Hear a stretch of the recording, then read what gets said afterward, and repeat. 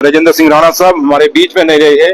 एक दुख भरी न्यूज है हम सब के लिए, पूरे जम्मू कश्मीर के लिए। और एक वो ऑफिसर जो एक काबल ऑफिसर था, 2011 के बैच का केएस ऑफिसर थे राजेंद्र सिंह राणा साहब। और परसों जब मैं गोरडी में गया, उधमपुर में, वहाँ रामनगर में, तो वहाँ जो दो मास्टर की डेथ हो गई थी और मुझे वहाँ उमर अब्दुल्ला साहब ने, ऑनरेबल सीएम साहब ने भेजा था और मैं गया और ये मेरे साथ थे क्योंकि इनकी इंट्रोडक्शन थी राजेंद्र सिंह राणा साहब की। वहाँ के एसडीएम थे और बड़ा अच्छा नेचर, बड़ा अच्छा स्वभाव, मेरे से काफी सारी बातें हुई और उन दोनों डेथ्स में मेरे साथ थे।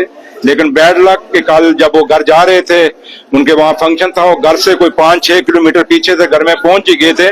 एक स्लाइड हुआ और स्लाइड के अंदर दोनों बाप बेटा चले गए और बीवी, उनको मैं परिवार को मिल के आया हूँ। उनकी बीवी जो है वो खुद भी बाय प्रोफेशन डॉक्टर हैं और उनको भी काफी अपना इंजरी हुई है, उनके बैकबोन में इंजरी हुई है। और बेटी है उनकी, उसको थोड़ा सा गले नेक में हुआ है। और बाकी भी उनका ड्राइवर और जो दूसरे रिश्तेदार और छोटे बच्चे मैं देख के आया हूँ।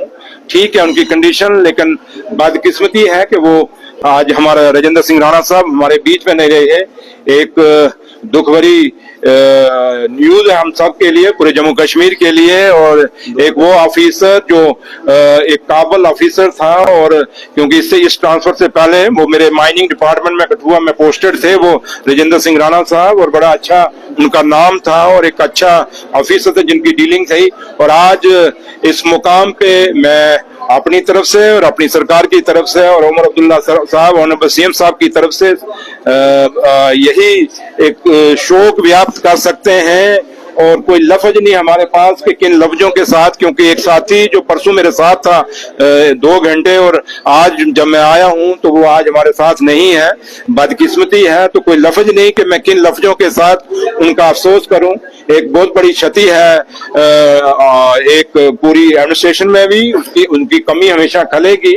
लेकिन अब क्या कह सकते हैं, वो दुनिया छोड़ के जा चुके हैं राजेंद्र सिंह राणा साहब, और उनका बेटा जो उनके साथ गया है।